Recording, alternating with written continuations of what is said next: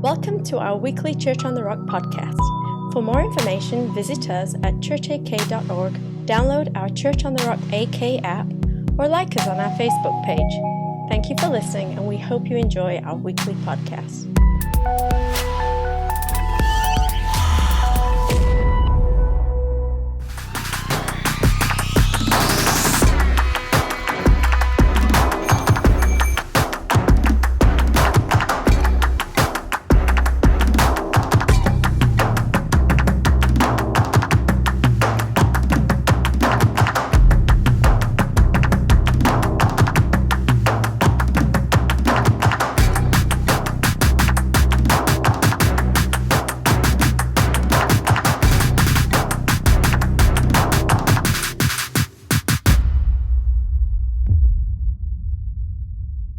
Our Echo Global Missions Conference is coming up in a hurry. How many of you have been before? All right. That was 3, it looked like. How many of you have been before to Echo Global Mission? All right. For us at Church on the Rock, it's like Christmas in October because all of our missionaries, many of our missionaries come in. I think we've got 20-something that are showing up here. They've got their plane tickets. They're ready to go. We've got merch already ordered, but 4 days of celebrating and encouraging our missionaries, what God has been doing with them and through them around the world. And so I encourage you to be asking God how he would want you to partner with what they're doing all over the planet. And so Kelly and Lenora Brake are back this year with us. They're going to be here. So I'm just telling you, it's time to get fired up. Now, you're going to want to be able to give when our missionaries show up, which probably means for most of us, you've already spent all of your dividend money. So you're going to need to return some items. I'm just kidding.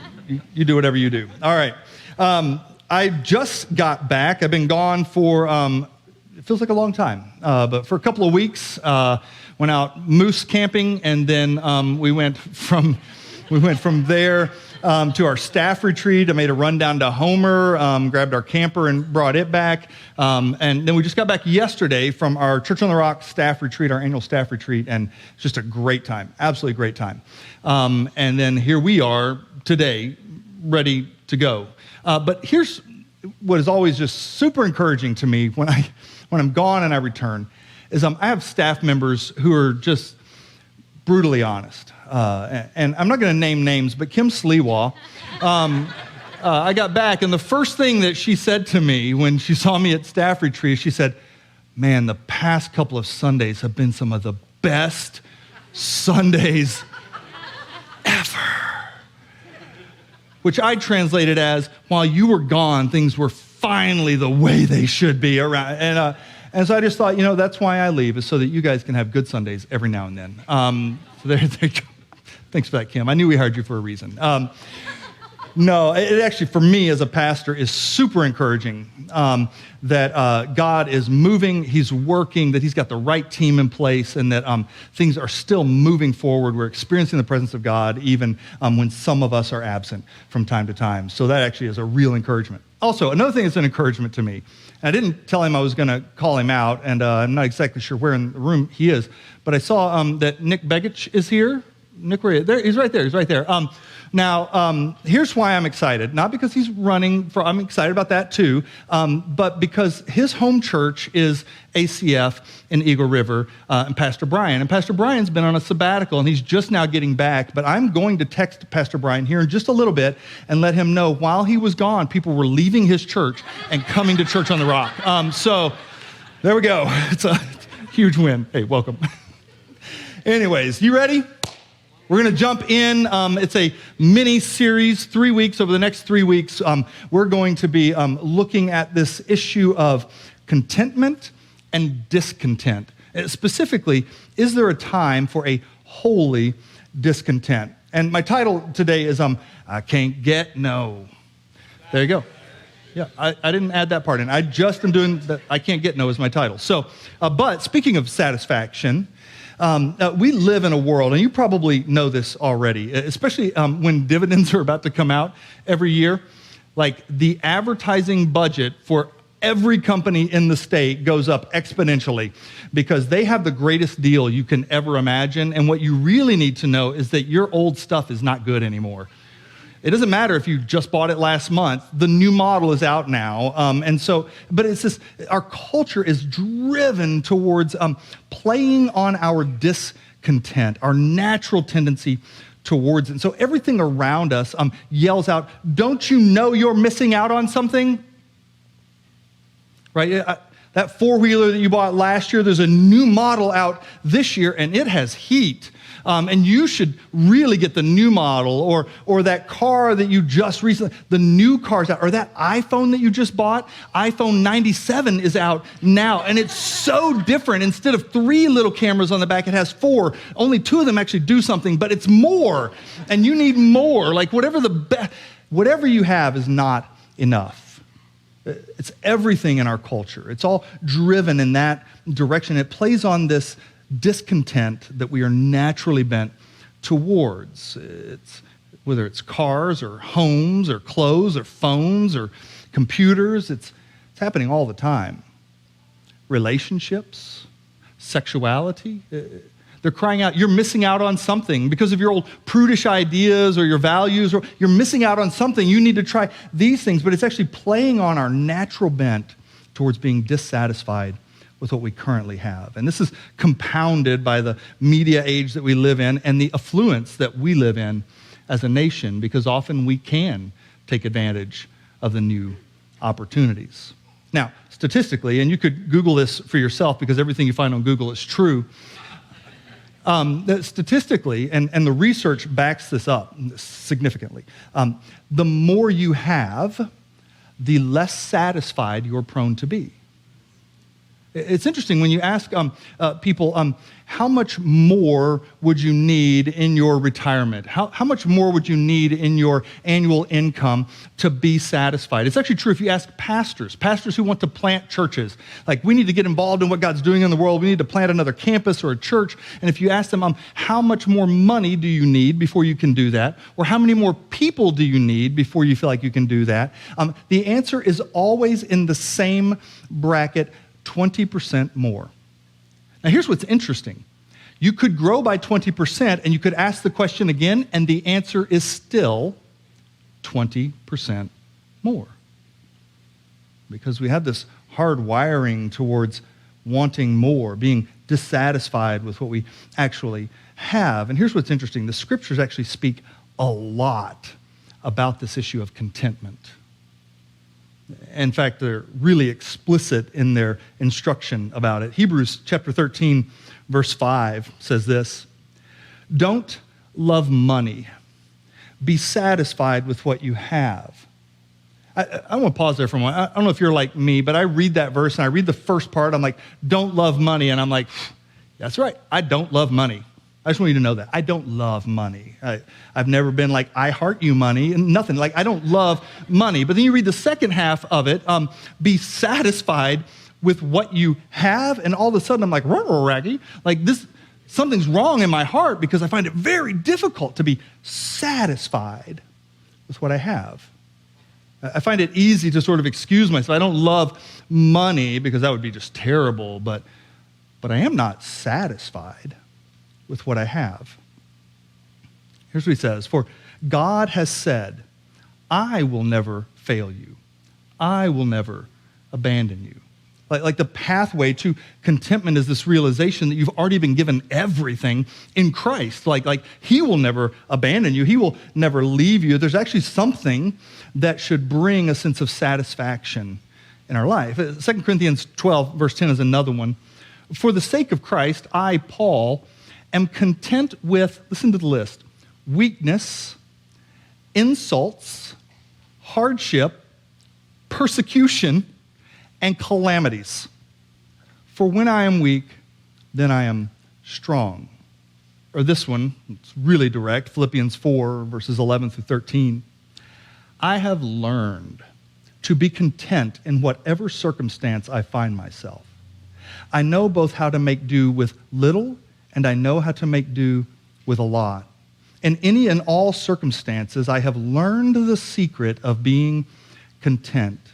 Whether well-fed or hungry, whether in abundance or in need, I am able to do all things through him who strengthens me." That's like the number one verse in Christian school locker rooms, right? Like, I can lift this 475 because I can do all things through Christ. That's not what the verse is about at all. It's like suffering, persecution, having a lot, having a little. Like, I've just learned the art of being content in any circumstance. You know why? Because of Christ. Christ in me, that's how I've discovered how to be content. We treat it as a verse that tells us we can have power to get more, to win, to lift more, to win more, but it's actually in the context of contentment. I want to make two observations from these passages about contentment. The first one is this: contentment is commanded. It isn't a suggestion in the scriptures, which like elevates it a little bit, hopefully for you. It does for me. Contentment isn't like, this is a really good idea. I think you should consider being content. No, it's actually commanded. Contentment is commanded. And here's the other piece of that. Not only that, but it encompasses more than just our stuff. It actually encompasses our circumstances. Like, what would it look like to learn to be content in any and every circumstance? Those things that are outside of your control, but you find yourself in this situation. I can tell you the time I most vividly saw this portrayed. It was with Richard Wurmbrand, the founder of Voice of the Martyrs. And he was, for the first time, with his son and a camera crew, returning to the prison in Romania where he had been held and tortured. If you've ever read the book Tortured for Christ, I mean, it is brutal. And he finds himself back there, and they're touring this prison, and he's describing what's happened in the book. He's describing the places and the events in the prison, and he gets to his old cell, this tiny little, I believe it was 6x6 cell that they held him in isolation. And he's standing in there, and he puts out his arms like this, and tears are just streaming down his face, and he spins around, and he says, right here, in this room, I had some of the most precious moments with Jesus ever. Like right here, my soul was satisfied in the middle of hell on earth. Right? Like, contentment goes beyond our stuff. Paul is describing this ability. But here's the other thing that's interesting to me. He says, I've learned how to be content to make do with little and with much.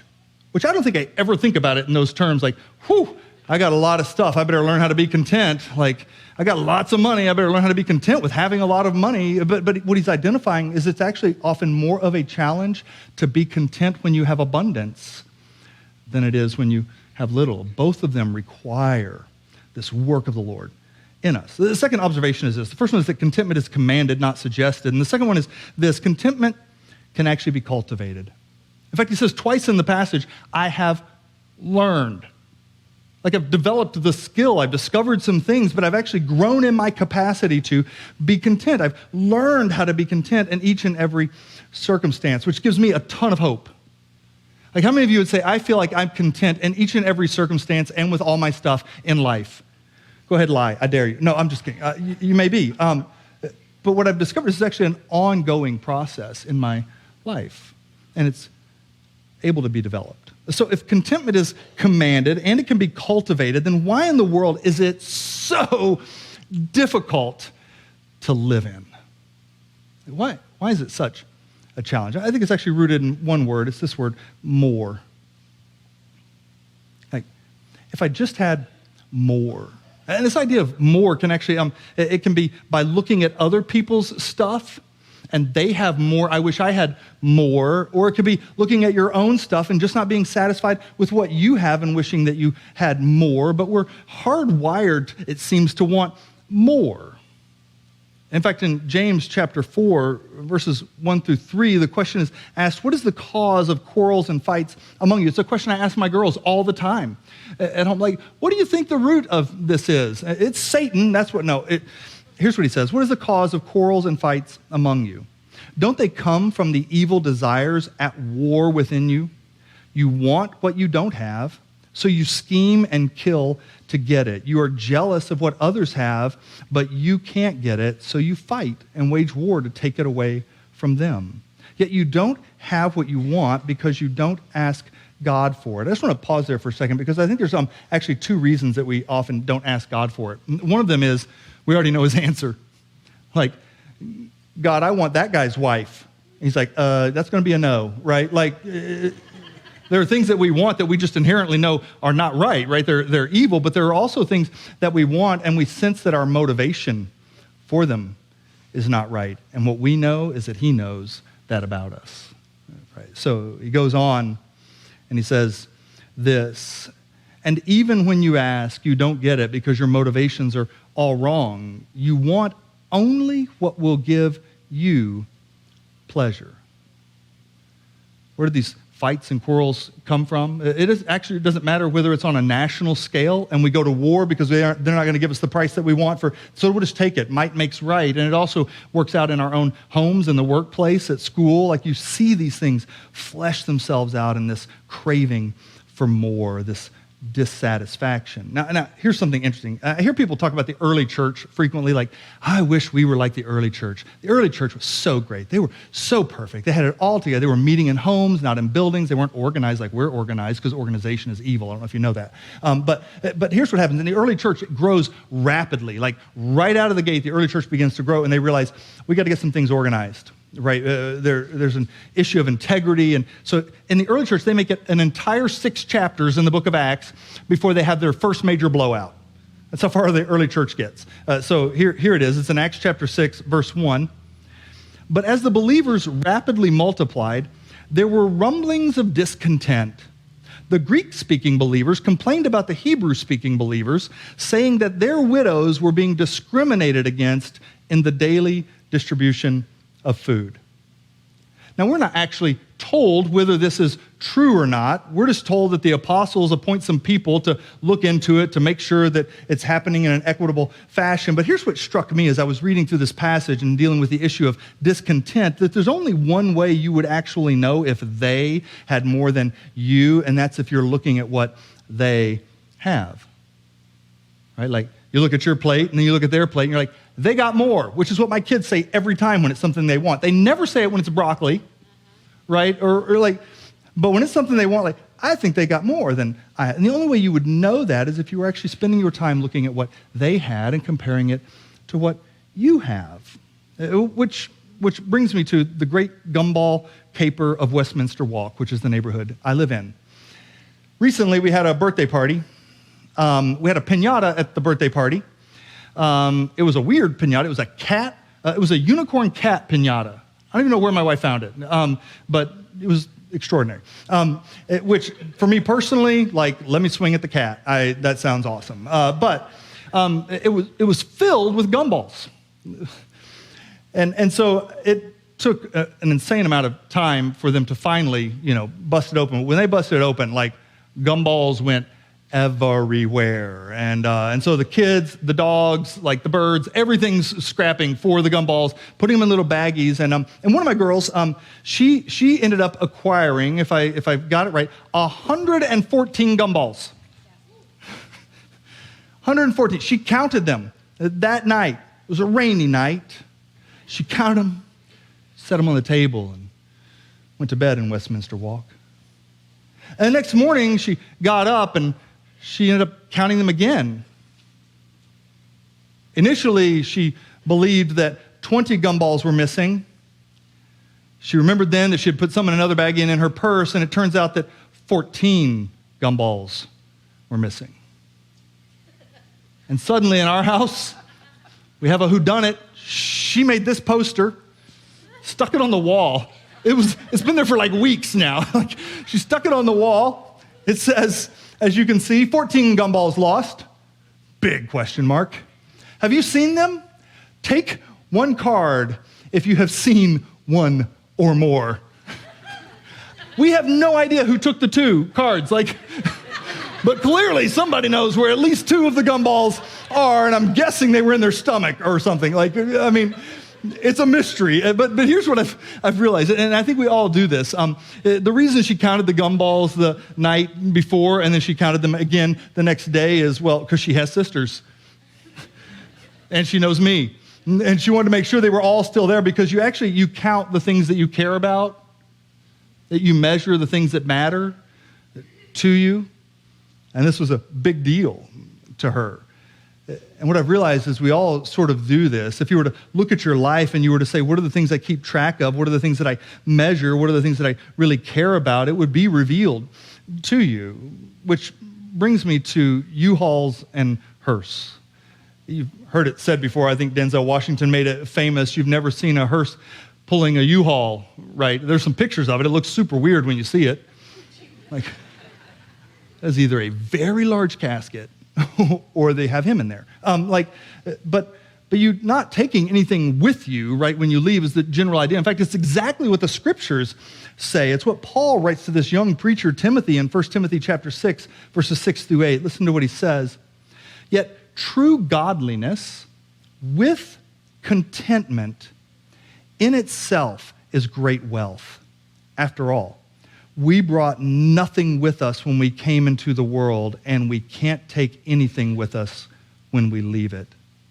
So if we have enough food and clothing, let us be content. It's a principle, you've probably heard it at some point if you've been in church much at all, but this idea that you brought nothing into the world, you can't take anything out of the world, so what are you doing with the stuff that you have? How are you investing it for kingdom purposes? Your possessions and your talent and your money, all of it. Like, what does it look like to use it in the only place you actually can use it?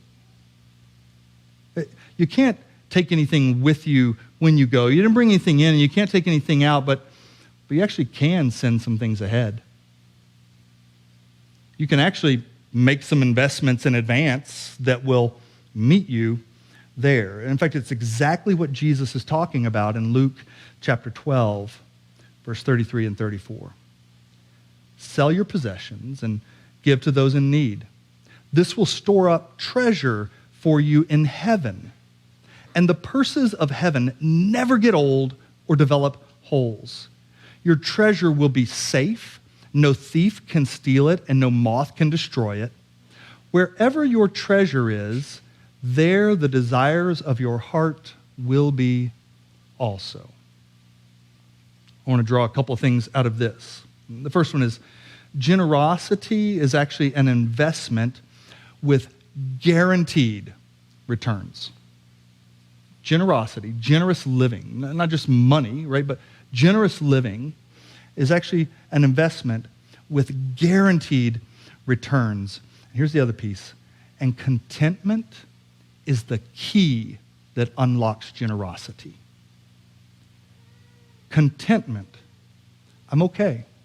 I'm satisfied with what I have. I'm not giving in to the demand of culture or the demand of my own ambition for more and more and more. I'm satisfied. I'm content. And from that place, I can begin to ask an entirely different set of questions about how I live my life and how I utilize the resources God has put in my possession. Generosity is an investment with guaranteed returns, and contentment is the key to generous living. And the second thing is this, that my interests follow my investments, not the other way around. My interests follow my investments. I'm a little bit of a late bloomer when it comes to stocks and investments and those kinds of things, primarily because I've never had any money to invest in them. But I started doing so not too long ago, which you can tell my timing is impeccable, because they've all gone down. But I've noticed something about when I make investments. Most of the companies, a friend tells me, you should invest in this one. I have no idea what it is. Like the letters are like PLZT. I'm like, okay, I'll invest in PLZT, whatever it is. It's not a real one. Don't go invest in it. I have no idea what I'm talking about. Okay, but I'll make an investment. And here's what I've noticed. I don't really know anything about those companies, right? But the ones that I invest the most in, I actually become the most interested in. Like now I'm looking. I mean, I knew what Tesla was because I knew I could never buy one of those cars. But I realized I'm actually interested. If I'm going to put some money here, if I'm going to put some significant amounts of money here, I'm going to check in on this. I never check in on my Bitcoin. Never mind. But the reality is, and this is what God is declaring, we often think, no, the things I'm really passionate about, that's where I will invest. And that's true to a certain degree, but it's also true that if I will make investment, my passions and desires will follow those investments. And he's inviting you to invest in things that will produce eternal returns. My interests follow my investments. And maybe you've heard this. There are three things that don't lie. This is true with our lives as well. But there are three things that don't lie. Kids, might be four, Kim Sliwa. But kids, drunk people, and yoga pants. Those three things, so gross. Don't lie, right? But it's also true if you were to examine your own life. I actually think there are three things you could look at that won't lie to you. It's your money trail, your calendar, and your disciplines. They will reveal something. They will tell you something about what you actually value versus what we believe we value. I think often genuinely believe, but without some sort of brutal assessment, we often never discover where we're failing to invest, and we wonder why our hearts don't follow that investment. That's a good word, Pastor. I know. Keep going? Okay, all right, I'll keep going then, if you insist. So the question is, how do I invest in things that will yield eternal benefits, and what would I do to protect, guard, and nurture those things in my life? Or you could say it this way: in what areas of my life have I settled for less when Jesus has offered me more?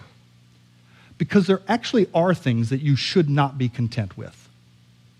Contentment is a big theme in the scriptures, but there's also this discontent that should exist in you and I. It actually should exist in you and I until the day we enter eternity. Like, I am not satisfied with this holy discontent. If you look into Buddhism at all, it sort of begins with what's known as the Four Noble Truths in Buddhism. They roughly are something like this in layman's terms. The first truth is that the suffering in the world is the problem. The world is filled with suffering, and suffering is the problem. The second truth is this, that it's actually our desires that are the cause of all suffering in the world.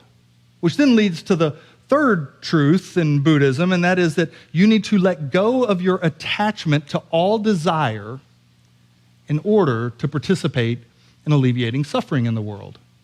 So desire is the problem. The desire is the root of suffering in the world, and you need to let go of your attachment to all desire in order to be part of the solution. And then the fourth one is, if you will follow the eightfold path of enlightenment, then you can discover how to let go of all desire or your attachment to desire. Now, I just want to say this out loud because the eightfold path is all about these right things. It's right views, right intentions, right speech, right action, and right livelihood. And I just want to say this because there are Alaskans in the room, and it's moose season.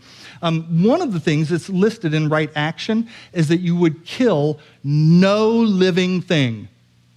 So a bunch of you are already out. You're off of the eightfold path. But if you've killed a fly, kill no living thing, right, is part of it. And then when you get to right livelihood, here's some livelihoods you cannot have and be on the eightfold path. One of them is the selling of weapons. Sorry, Landon. And then also the selling of meat. I'm just saying, those are things. All suffering in the world is the result of desires, and if you could do away with the attachment to desire, then you could eliminate suffering in the world. In other words, if you had a desire to do away with your desires, did you get that? Yeah, okay, good. So now here's the thing. From a biblical perspective, biblical understanding, desires in and of themselves are not the problem in the world.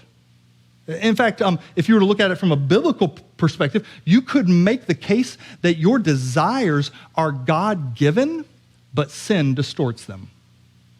They actually came from, if you were to chase any desire, and it would be a long conversation, but we could have it. If you were to chase any desire back to its root, a desire for power or a desire for authority or a desire for influence, if you were to chase it back to its root, you could actually discover the God-given design for it. From a biblical perspective, the goal is not to do away with all desire. The goal is to allow Jesus to redeem those desires for his purposes. Here's how C.S. Lewis says it in The Weight of Glory. I love this. It would seem that our Lord finds our desires not too strong, but too weak. We are half-hearted creatures fooling about with drink and sex and ambition when infinite joy is offered us. Like an ignorant child who wants to go on making mud pies in the slum because he cannot imagine what is meant by the offer of a holiday at the sea. We are far too easily pleased. We settle far too easily for less than what Jesus saved us for. It actually isn't desire that is the problem. It's actually unredeemed desire that is the problem. So over the next 2 weeks together, we're going to actually be looking at 4 areas in which I believe you should never be satisfied. That there should be a holy discontent in you, that you should be saying, I want more, I want more, I want more. I want to grow more, I want to develop more, I want to experience more. I actually think you were wired by God to not be satisfied fully and finally this side of eternity. And that you could pursue these things forever and actually experience more and more joy as a result. So here they are. The first one is this: worship. And here's how I would define worship. Worship is the ways in which I express my reverence for, my devotion to, and my adoration of God. Like there should never come a day where you're like, well, I feel like I've done enough worship. I can move on now to the next thing. I think we often, when it comes to worship, we think about it in terms of an expression in a room like this on a Sunday, and you see those people who are like, they got their hands lifted, man, they're just so much further along than me. I'm never going to catch up with them. Right? I don't know how they got that. Or we look at people who aren't doing anything, it appears to us. They're just standing there like, yeah, I dare you to make me clap my hands. Like, bring it. I'll stand in the woods and do this. But I ain't raising my hands in worship, I'll tell you that much. Look like an idiot? What, do you think I am an idiot? But we sort of look around, compare ourselves to others, but worship is so much more. You know that, right? Worship is so much more than the songs that we sing or the ways that we express ourselves in this moment. But at the core, worship is really the ways in which I express my reverence for, my devotion to, and my adoration of God. I never want to settle. I want to be finding new ways in each season of life to express my worship to God. The other one is relationships. Here's how I would define relationships. It's the ways in which I'm connected to others in healthy, life-giving friendship. This one I think is actually really hard for people. I think it's really hard for men in particular. I think men will frequently say, oh no, I'm good with the relationships I have. I don't need nobody, right? And yet you were actually created to continue to grow and flourish in ever deepening friendships and relationships. To know someone and to be known by someone, it's actually the whole message of the gospel was designed to be lived out in community with one another. And you should never be satisfied with the depth of relationship that you have with others, whether it's your spouse or whether it's in friendships, but that's something that you could pursue for the rest of your life and grow in your understanding of Christ as iron sharpens iron. The third one is this: growth, spiritual growth specifically. It's the way in which I'm maturing in my understanding and my practice as a Christian. Because I think I meet a lot of Christians who know a lot, right? You've met them before, right? They can quote every verse to you. People ask me all the time, they're like, there's this one verse. I mean, you probably know where it is. I don't really. I'm like, nope, I have no idea. But I have my phone, and I can look it up, just like every phone number that I have to look up, because I don't know any phone numbers anymore, right? I don't know exactly where that verse is found, but like you, I know about the verse. But you met those people who, right, they know all the answers to the questions. And yet when you observe their life, you realize that that knowledge has not transferred into practice, into the ways that we actually live in the world. That's what I would, for spiritual growth, it's the way in which I'm maturing, not just in my understanding, but also in my practice of the way of Christ. And the last one is this: participation, specifically participation in God's mission. Like, I never want to be satisfied, because in each and every season of life, the day is going to come, it may have already come, that you don't want to hear me talk anymore. Right? It may have come like 15 minutes ago. I have no idea. But I know the day is going to come when it's going to become really obvious to me that this season of life is over. But that doesn't mean that the mission that God has for my life is over. And I want to continue to discover what that looks like and what that is in each and every season of life. How do I bring my gifting and my resources to join God and His mission in the world? And I want to do that until the day I die. Like, I should never be satisfied, right? Like, well, it's time for me to retire. I've done enough. Like, those words should never come out of my mouth when it comes to joining God in the mission that he has in the world. Like, the question should always be, how can I join him in this season of my life with my gifting and resources and talents? I would say that in those 4 areas, there should be a holy discontent in us. It's okay to not be satisfied with where you're sitting right now.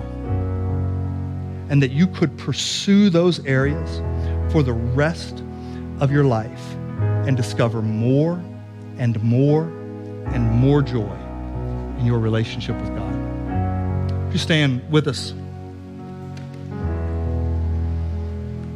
It's funny, I was in first service, and some of you should come to first service because there's more room in that one and in third, but I understand why you don't go to first. I told first service, I said it's at 8 o'clock. I make an assumption about the first service crowd that everyone in that room is a Christian because nobody else would show up at 8 o'clock, right? Like, I don't even want to show up at 8 o'clock.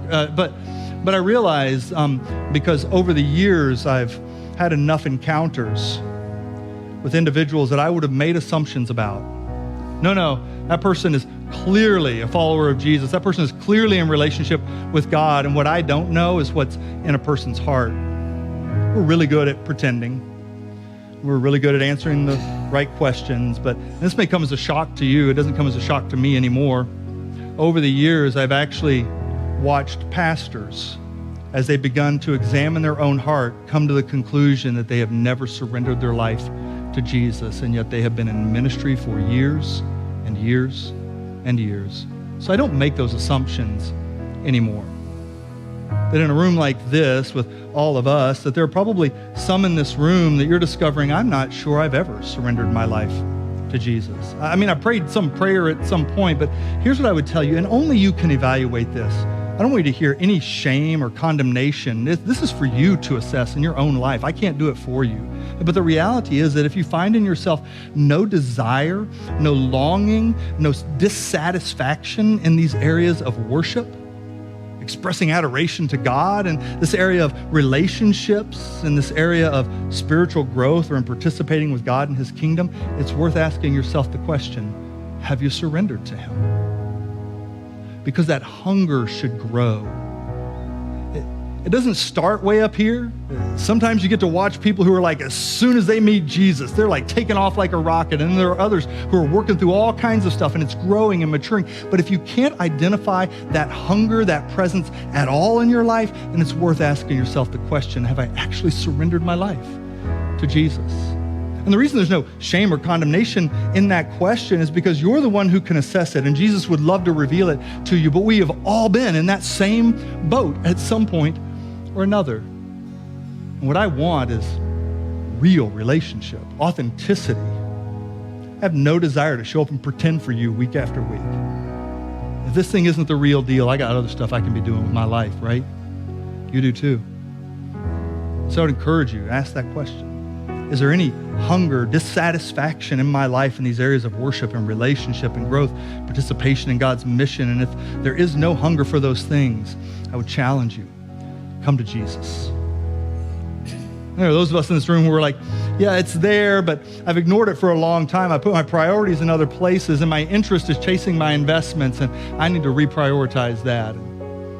Can't think of a better time than right now to invite Jesus to do that in your life, in my life. It's what I hate about preaching, is I have to like write this stuff down, and I'm like, oh, I should do that. It's for me too. So Jesus, in this room, watching online, I know there are people in all kinds of different situations and places, and the reality is that except for your grace, except for your finished work on the cross, except for those things, I actually have no right desire apart from you. And so would you bring us fresh and new to that place that you describe when you describe your death, that if I am lifted up on the cross, I will draw all people to myself. Could we feel that magnetic pull to the foot of the cross, and maybe we surrender to it and experience the life that you have for each and every one of us. And may this holy discontent begin to rise up. Begin to churn in your sons and your daughters. And may we begin to chase after you in the way we were created to. May we begin to long for everything that you saved us for. In Jesus' name, amen. Thank you for listening. For more of our podcasts and to discover how you can connect, visit us at churchak.org or download our Church on the Rock AK app from either iTunes or Google Play.